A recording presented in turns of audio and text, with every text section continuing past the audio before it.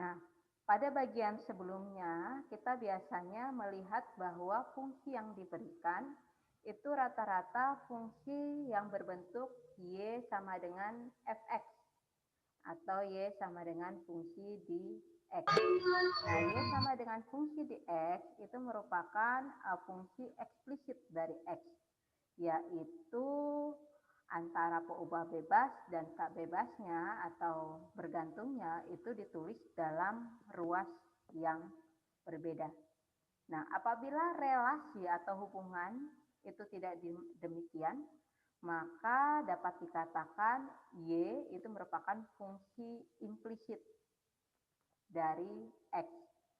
Nah, secara umum fungsi X yang implisit itu disajikan oleh fungsi di XY itu sama dengan 0.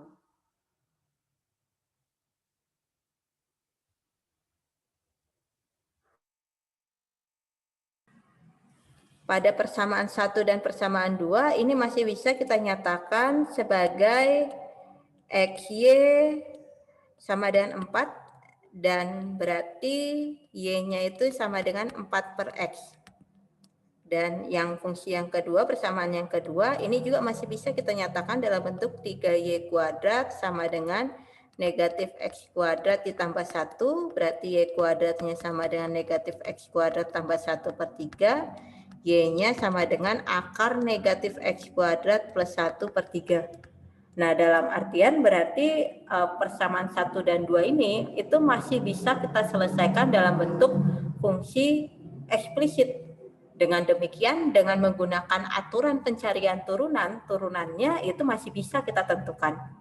Nah, yang menjadi permasalahan itu adalah bagaimana jika misalnya yang diberikan itu fungsinya itu tidak dapat diselesaikan dalam dalam X maksud Ibu. Dalam artian dia tidak dalam bentuk eksplisit. Sebagai contoh di nomor 3. Nah, itu kan agak susah kalau misalnya kita ubah ke dalam bentuk eksplisit. Nah, akibatnya itu bagaimana kita cara menentukan turunannya. Nah, pada bagian ini kita akan membicarakan langkah-langkah atau prosedur untuk menentukan turunan Y terhadap X apabila hubungan antara X dan Y itu disajikan dalam bentuk X implisit. Nah, langkah-langkahnya itu adalah sebagai berikut. Yang pertama, kita harus mengasumsikan Y di sini itu merupakan fungsi dalam X. Dan tentu saja fungsi Y-nya di sini itu diferensiabel dalam artian dia mempunyai turunan. Nah, kemudian setelah kita mengasumsikan Y-nya itu merupakan fungsi dalam X dan dia mempunyai turunan, maka langkah kedua itu adalah kita turunkan kedua ruas terhadap X, baik ruas kiri dengan ruas kanan. Kita turunkan terhadap X dan kita ingat aturan rantai. Nah, setelah kita turunkan kedua ruas terhadap X, langkah ketiga itu adalah selesaikan dy per dx itu ke dalam X dan Y. Nah, supaya lebih mengerti, kita langsung masuk saja ke contohnya. Nah, di sini contoh. Kita disuruh menentukan turunan atau dy per dx, turunan pertamanya, jika diberikan fungsinya itu adalah X pangkat 3 ditambah Y pangkat 3 dipangkatkan 4 itu sama dengan X. Nah, kita coba untuk mengerjakan turunannya ini dengan menggunakan aturan yang tadi atau langkah-langkah yang tadi. Nah, langkah pertamanya tadi adalah mengasumsikan Y-nya ini sebagai fungsi dalam X dan dia mempunyai turunan. Berarti kita anggap Y-nya di sini itu adalah fungsi dalam X dan dia mempunyai turunan. Nah, selanjutnya kita catat dulu ya di sini X pangkat 3 ditambah Y pangkat 3 kita pangkatkan 4 sama dengan X. Nah, selanjutnya setelah kita asumsikan Y itu merupakan fungsi dalam X, kita turunkan kedua ruas terhadap X. Berarti ruas kiri kita turunkan terhadap X.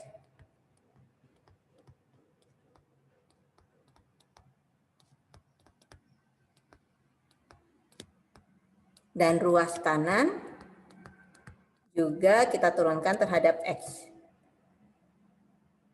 Nah, kita lihat di sini untuk ruas kanan kan mudah aja ya, turunan X terhadap X yaitu 1. Nah, untuk ruas kiri, turunan dari X pangkat 3 tambah Y pangkat 3 dipangkatkan 4 terhadap X, kita ingat aturan rantai. Oh, berarti kita ingat aturan rantai ya, berarti turunan dari X pangkat 3 ditambah Y pangkat 3 dipangkatkan 4 di sini. Berarti itu adalah turunannya 4 dikali X pangkat 3 ditambah Y pangkat 3 dipangkatkan 4. Kemudian dikurangi 1 ya. Atau langsung saja di sini pangkat 3. Kemudian kita kalikan turunan dari yang di dalam sini. Berarti kita tulis turunan dari X pangkat 3 plus Y pangkat 3 per terhadap X. Nah, sampai sini. Kita gunakan aturan rantai yang ini tadi.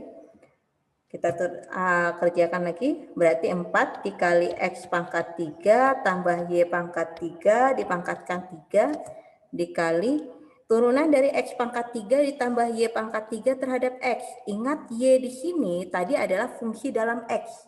Dan dia itu mempunyai turunan. Nah, karena di sini penjumlahan, berarti kita gunakan aturan penjumlahan. Berarti di sini sama saja dengan mengatakan turunan dari X pangkat 3 terhadap X, kita tambah turunan dari Y pangkat 3. Sama dengan 1. Nah, sampai sini masih kita tulis ya. 4 dikali X pangkat 3 ditambah Y pangkat 3 dipangkatkan 3. Turunan dari X pangkat 3 terhadap X, kita gunakan aturan pangkat. Berarti 3 dikali X pangkat 2. Ya kan? 3 kurang 1, 2. Ditambah turunan dari Y pangkat 3. Ingat Y di sini itu adalah fungsi dalam X. Berarti karena Y adalah fungsi dalam X, berarti kita gunakan aturan rantai atau aturan fungsi komposisi, turunan dari fungsi komposisi. Berarti pertama kita turunkan Y pangkat 3 dengan menggunakan aturan rantai, aturan pangkat, berarti di sini 3Y pangkat 2 dikali, karena Y di sini adalah fungsi dalam X, berarti kita kali dengan turunan dari Y terhadap X. Kenapa dia harus dikali Y, turunan Y terhadap X? Karena Y-nya di sini adalah fungsi dalam X. Sama dengan 1. Nah, sampai sini sebenarnya udah selesai. Tetapi yang perlu kalian ingat, di sini yang ditanya itu adalah DY per DX. Sedangkan di sini kita masih dalam bentuk implisit. Kita akan mencari DY per DX, berarti kita cari ini. Nah, ini kan 4 dikali X pangkat 3 ditambah Y pangkat 3 dipangkatkan 3 dikali 3X kuadrat ditambah 3Y kuadrat dikali DY per DX sama dengan 1. Berarti ini sama saja dengan mengatakan 3X kuadrat ditambah 3Y kuadrat dikali DY per DX itu sama dengan 1 kita bagi dengan ini. 4 dikali X pangkat 3 ditambah Y pangkat 3 dipangkatkan 3.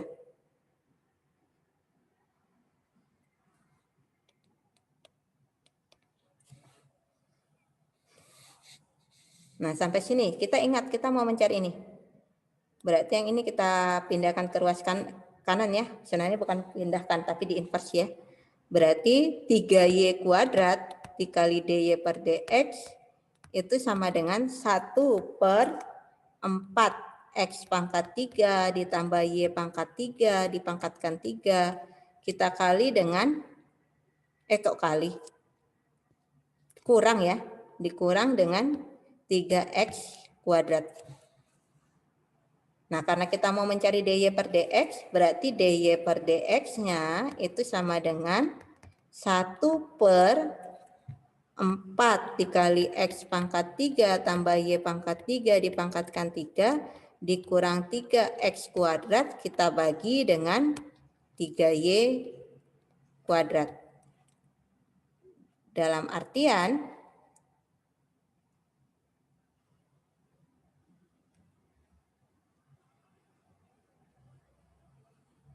berarti di sini dy per dx-nya itu sama dengan 1 per 4 dikali X pangkat 3 ditambah Y pangkat 3 dipangkatkan 3 kita kali dengan 3Y kuadrat kita kurangkan dengan 3X kuadrat kita bagi dengan 3Y kuadrat. Sampai sini selesai. Atau kalau mau kalian sederhanakan lagi, berarti dy per dx-nya itu sama dengan 1 per 4 kali 3, 12. Berarti 12y kuadrat dikali x pangkat 3 ditambah y pangkat 3 dipangkatkan 3. Dikurang dengan 3 bagi 3, 1. Berarti x kuadrat per y kuadrat. Selesai. Oke. Sampai sini ada yang ingin ditanyakan dulu? Di sini kita disuruh untuk menentukan dy per dx atau turunan tingkat pertamanya jika diberikan x pangkat 3 ditambah y pangkat 3 sama dengan 6xy. Nah, berarti kita gunakan langkah-langkah yang tadi. Yang pertama, kita asumsikan y di sini adalah fungsi dalam x. Fungsi dalam x dan dia juga mempunyai turunan. Kita tulis dulu X pangkat 3 ditambah Y pangkat 3 sama dengan 6X. Nah, selanjutnya di langkah kedua kita turunkan kedua ruas terhadap X. Berarti yang ruas kiri kita turunkan terhadap X. Ruas kanan juga kita turunkan terhadap X.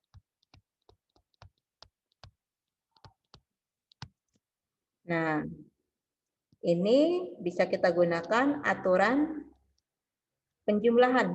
Berarti ini sama saja turunan dari X pangkat 3 kita tambahkan dengan turunan dari Y pangkat 3. Sama dengan, nah yang ini kita gunakan aturan hasil kali. Dan 6 di sini kan koefisien, berarti bisa kita taruh ke depannya turunan dari XY. Oke, ingat Y di sini itu adalah fungsi dalam X. Turunan dari X pangkat 3, kita gunakan aturan pangkat. Berarti 3X pangkat 2. Ditambah turunan dari Y pangkat 3. Kita gunakan aturan rantai, karena Y di sini itu adalah fungsi dalam X. Berarti pertama kita gunakan aturan pangkat dulu. 3 dikali Y pangkat 2. Karena Y adalah fungsi dalam X, berarti kita kalikan dengan dy per dx. Sama dengan 6 dikali turunan dari XY. Turunan dari XY, seperti yang Ibu jelaskan tadi, kita gunakan aturan hasil kali.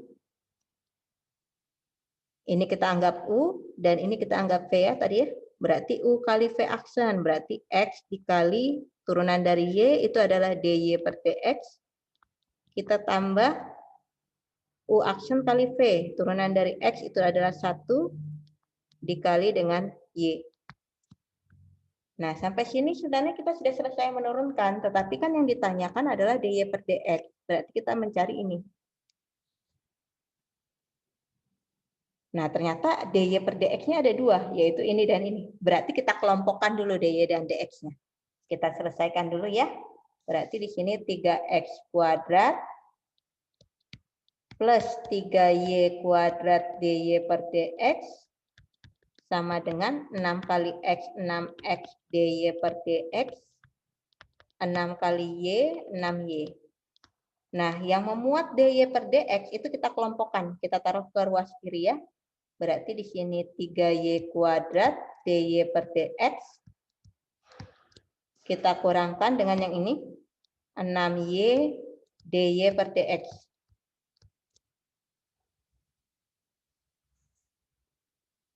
Sama dengan 6y kita kurangkan dengan 3x kuadrat.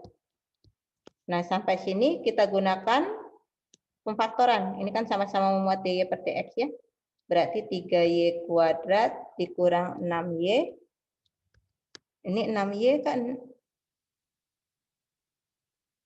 6x, Bu.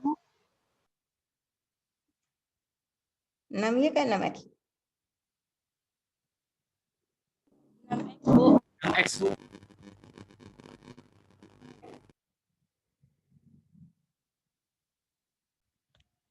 Ya, 6x dy per dx sama dengan 6y dikurangi 3x kuadrat. Nah, berarti dy per dx-nya itu sudah kita peroleh ya, yaitu 6y dikurangi 3x kuadrat kita bagi dengan 3y kuadrat dikurangi dengan 6x. Selesai. Ya. Bagaimana?